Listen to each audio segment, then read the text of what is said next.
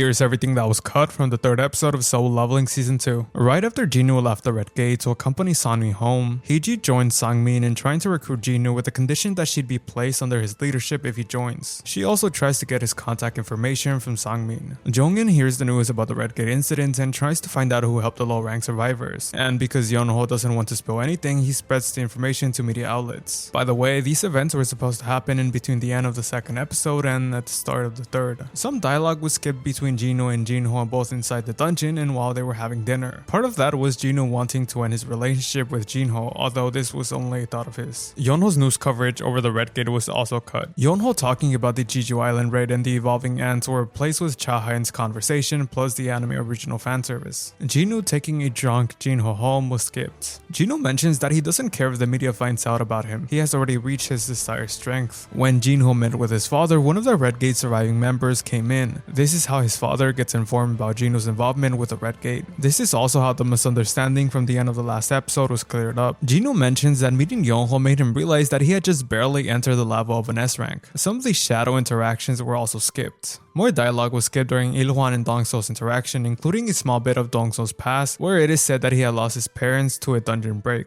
Also, in both the manhwa and the novel, we got to see a bit more of the final battle. Overall, this was probably one of the most rushed episodes by far, covering chapters 66 to 74 of the novel and 56 to 61 of the manhwa. And while I did enjoy what I saw, it is clear that they are rushing and cutting details wherever they can in order for Jeju Island to be the season final arc. And I mean, even the manhwa cut a lot of what happened during this episode, so I'm not that disappointed in the adaptation, but I do wish they would slow down a bit or at least have a similar pacing to the manhwa. Anyways, I'd give this episode a 7.5 out of 10 in terms of adaptation.